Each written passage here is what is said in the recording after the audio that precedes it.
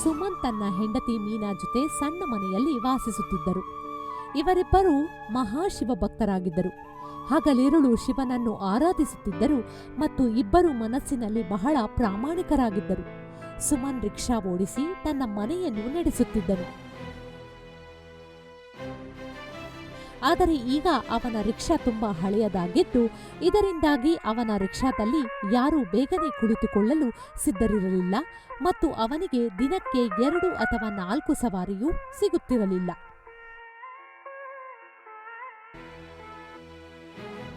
ಇನ್ನೊಬ್ಬ ರಿಕ್ಷಾ ಚಾಲಕ ಸುಮನ್ಗೆ ಹೇಳುತ್ತಾನೆ, ಸುಮನ್, ನಿಮ್ಮ ರಿಕ್ಷಾ ತುಂಬಾ ಹಳೇದು.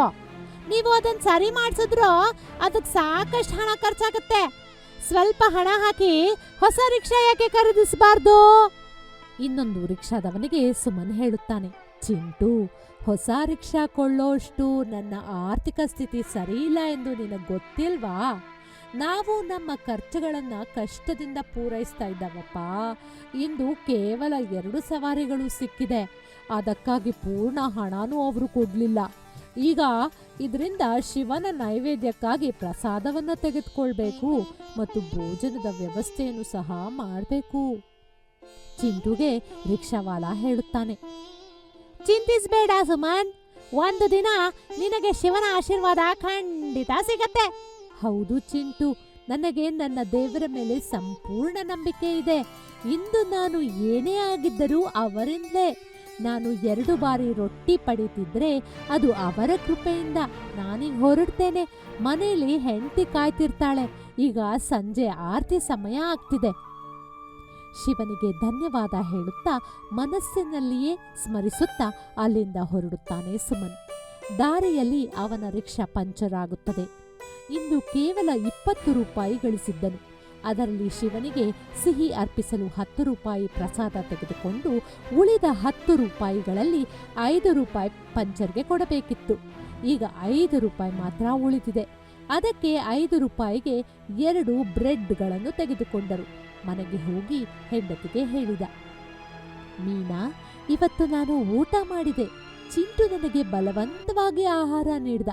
ನನಗೆ ಹಸಿವೆ ಇಲ್ಲ. ಇಂದು ನನ್ನ ಸಂಪಾದನೆಯಿಂದ 2 ಬ್ರೆಡ್ ತುಂಡುಗಳನ್ನು ಮಾತ್ರ ತರಲು ಸಾಧ್ಯವಾಯಿತು. ನೀನು ಇದನ್ನು ತಿಂದು ನೀರು ಕುಡಿದು ಬಿಡು. ಮೀನಾ ಸರಿ ಎಂದಳು. ವಾಸ್ತವವಾಗಿ ಸುಮನ್ ಕೇವಲ 2 ಬ್ರೆಡ್ ಖರೀದಿಸಲು ಸಾಧ್ಯವಾಗಿತ್ತು. ಆದ್ದರಿಂದ ಅವರು ಮೀನಾಗೆ ತಾನು ತಿಂದಿದ್ದೇನೆ ಎಂದು ಸುಳ್ಳು ಹೇಳಿದ.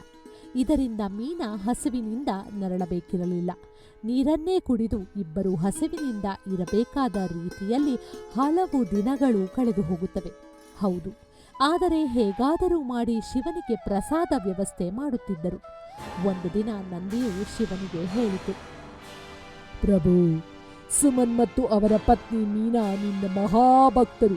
ಅವರಿಗೆ ಎಷ್ಟೇ ತೊಂದರೆ ಬಂದರೂ ನಿನಗೆ ಸಿಹಿ ಇಡದೇ ಇರುವುದಿಲ್ಲ. ಕರ್ತನೆ, ನಿನ್ನ ಕೃಪೆಯನ್ನು ಅವರ ಮೇಲೆ ಏಕೆ ಧಾರೆ ಎರೆಯಬಾರದು? ಅವರು ತುಂಬಾ ತೊಂದರೆಯಲ್ಲಿದ್ದಾರೆ. ನೀವು ಅವರಿಗೆ ಏನಾದರೂ ಮಾಡಬಾರದೇ ಪ್ರಭು? ನಂದಿ, ಸುಮನ್ ಹಿಂದಿನ ಜನ್ಮದಲ್ಲಿ ತುಂಬ ಕ್ರೂರ ಮತ್ತು ಇತರರಿಗೆ ಕಿರುಕುಳ ನೀಡುತ್ತಿದ್ದ. ಅವನಿಗೆ ಯಾರ ಮೇಲೆಯೂ ಕರುಣೆ ಇರಲಿಲ್ಲ. ಬಡವರನ್ನು ಗೇಲಿ ಮಾಡಿ ಖುಷಿ ಪಡುತ್ತಿದ್ದ. ತನ್ನ ತಾಯಿಗೆ ತುಂಬ ತೊಂದರೆ ಕೊಟ್ಟಿದ್ದ. ಅದಕ್ಕೆ ಈ ಜನ್ಮದಲ್ಲಿ ಅವನಿಗೆ ಮಗು ಕೂಡ ಆಗಿಲ್ಲ. ಅವರು ಹಿಂದಿನ ಜನ್ಮದಲ್ಲಿ ಯಾವುದೇ ರೀತಿಯ ತೊಂದರೆಗಳನ್ನು ಎದುರಿಸಿರಲಿಲ್ಲ. ಆದರೆ ಅವರು ಈ ಜನ್ಮದಲ್ಲಿ ಪರಿಣಾಮಗಳನ್ನು ಅನುಭವಿಸಬೇಕಾಗುತ್ತದೆ. ಇದು ಪ್ರತಿ ಜೀವಿಯೊಂದಿಗೂ ಸಂಭವಿಸುತ್ತದೆ. ಆದರೆ ಭಗವಂತ, ಈಗ ಅವನು ಇನ್ನೂ ಎಷ್ಟು ಕಾಲ ಈ ನೋವನ್ನು ಸಹಿಸಬೇಕು? ಇನ್ನು ಕೆಲವೇ ದಿನಗಳು ನಂದಿ. ಶೀಘ್ರದಲ್ಲಿ ಅವರ ಸಂತೋಷದ ದಿನಗಳು ಸಹ ಬರುತ್ತವೆ. ಅವನು ಮಾಡಬೇಕಾಗಿರುವುದು ಈ ಪರೀಕ್ಷೆಯನ್ನು ಜಯಿಸುವುದು. ಅವನು ಅದರಲ್ಲಿ ಜಯಿಸಿದರೆ ಆ ದಿನದಿಂದ ಅವನ ದುಃಖದ ದಿನಗಳು ದೂರವಾಗುತ್ತವೆ. ನಿನ್ನ ಮಾಯೆ ನಿನಗೆ ಮಾತ್ರ ತಿಳಿದಿದೆ ಭಗವಂತ. ಹೀಗೆಂದು ನಂದಿ ಹೇಳಿದಾಗ ಶಿವನು ನಗಲು ಪ್ರಾರಂಭಿಸುತ್ತಾನೆ. ಇತ್ತ ಸುಮನ್ನ ತೊಂದರೆ ದಿನದಿಂದ ದಿನಕ್ಕೆ ಹೆಚ್ಚಾಗುತ್ತದೆ. ಆದರೂ ಶಿವನ ಭಕ್ತಿಗೆ ಕೊರತೆ ಇರಲಿಲ್ಲ. ಮುಂಜಾನೆ ಪತಿ ಪತ್ನಿಯರಿಬ್ಬರು ಮೊದಲು ಪೂಜೆ ಮಾಡಿ ನಂತರವೇ ಬೇರೆ ಕೆಲಸ ಮಾಡುತ್ತಿದ್ದರು. ಶಿವನ ವಿಗ್ರಹದ ಬಳಿ ಮೀನಾ ಶಿವನಿಗೆ ಹೇಳುತ್ತಾಳೆ, ಓ ದೇವರೇ, ನಾವು ನಮ್ಮ ಜೀವನದಲ್ಲಿ ಸ್ವಲ್ಪವಾದರೂ ಪುಣ್ಯವನ್ನು ಮಾಡಿದ್ದರೆ ದೇವರು ನಮ್ಮ ಕಷ್ಟಗಳನ್ನು ದೂರ ಮಾಡುವೆ. ಪ್ರಭು, ನಮಗೆ ಸಂಪತ್ತಿನ ಹಂಬಲವಿಲ್ಲ, ಆದರೆ ನಮಗೆ 2 ಹೊತ್ತು ರೊಟ್ಟಿ ಸಿಗುವ ಹಾಗೆ ದಯೆ ತೋರು ಸ್ವಾಮಿ, ಮತ್ತು ನಿಮ್ಮ ಪೂಜೆಗೆ ಯಾವುದೇ ಅಡ್ಡಿಯಾಗಬಾರದು. ದೇವರೇ, ನಮ್ಮ ಮಡಿಲನ್ನು ತುಂಬು ದೇವರೇ, ಒಂದು ಮಗುವನ್ನು ಕೊಡು ದೇವನೇ. ಪೂಜೆಯ ನಂತರ ಸುಮನ್ ತನ್ನ ರಿಕ್ಷಾವನ್ನು ತೆಗೆದುಕೊಂಡು ಶಿವನನ್ನು ಸ್ಮರಿಸುತ್ತಾ ಬಸ್ ನಿಲ್ದಾಣಕ್ಕೆ ಹೊರಟನು. ಸುಮನ್ ಮನಸ್ಸಿನಲ್ಲಿಯೇ ಯೋಚಿಸುತ್ತಾನೆ, ದೇವರೇ, ಕಳೆದ 3 ದಿನಗಳಿಂದ ನಾವು ಹಸಿದಿದ್ದೇವೆ. ಇವತ್ತು ಒಮ್ಮೆಯಾದರೂ ನಾವು ಊಟ ಮಾಡುವಷ್ಟಾದರೂ ನಮಗೆ ಹಣವನ್ನು ನೀಡು. ಶಿವನು ಮುದುಕನ ವೇಷದಲ್ಲಿ ತನ್ನ ಬಳಿಗೆ ಬಂದನೆಂದು ಸುಮನ್ ಯೋಚಿಸುತ್ತಿದ್ದನು. ಮುದುಕ ಸುಮನ್ಗೆ, ಕೇಳು ಮಗನೇ, ನನ್ನ ಕೈ ಚೀಲ ಕಳ್ಳತನವಾಗಿದೆ. ನನ್ನ ಬಳಿ 1 ಪೈಸೆಯೂ ಇಲ್ಲ.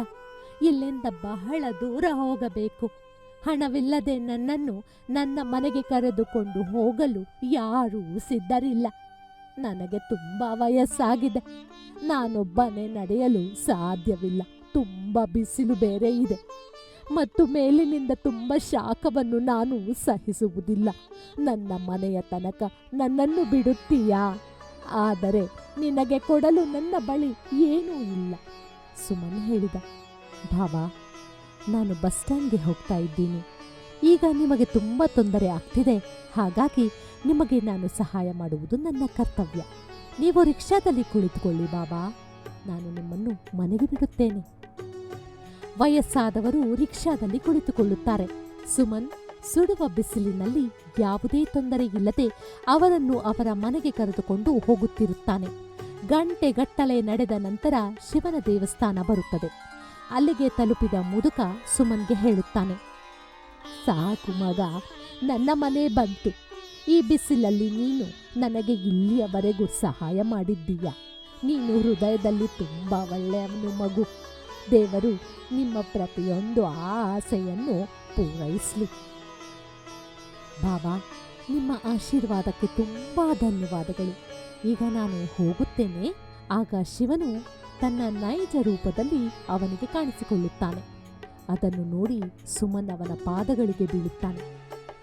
ಪ್ರಭು, ನೀನು ನನ್ನ ಮುಂದೆಯೇ ಇದ್ದೀಯಾ? ಈ ಭಕ್ತನ ಕರೆಯನ್ನು ನೀವು ಕೇಳಿದ್ದೀರಿ ಪ್ರಭು. ನಾನು ಧನ್ಯ ಪ್ರಭು, ಧನ್ಯ. ಈಗ ನನಗೆ ಯಾವ ವಸ್ತುವೂ ಬೇಕಿಲ್ಲ. ಸುಮನ್ನ ಮಾತು ಕೇಳಿ ಭಗವಂತ ಶಿವ ಹೇಳಿದ, ಸುಮನ್, ನಾನು ನಿನ್ನನ್ನು ಪರೀಕ್ಷಿಸುತ್ತಿದ್ದೆ. ಅದರಲ್ಲಿ ನೀನು ಸಂಪೂರ್ಣವಾಗಿ ಯಶಸ್ವಿಯಾಗಿದ್ದೀಯ.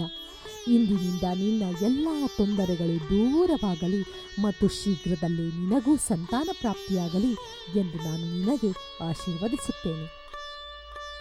ಹೀಗೆ ಹೇಳುವ ಮೂಲಕ ಶಿವನು ಅಲ್ಲಿಂದ ಮಾಯವಾಗುತ್ತಾನೆ. ಖುಷಿಯಿಂದ ಅವನು ಮನೆಗೆ ಹೋದಾಗ ಅವನ ಜೋಪಡಿಯ ಜಾಗದಲ್ಲಿ ಸುಂದರವಾದ ಅರಮನೆ ಇರುತ್ತದೆ. ಅದರಲ್ಲಿ ಸಕಲ ಸೌಕರ್ಯಗಳೂ ಇವೆ. ಹೆಂಡತಿ ಮೀನಾಗೆ ಎಲ್ಲವನ್ನೂ ಹೇಳುತ್ತಾನೆ.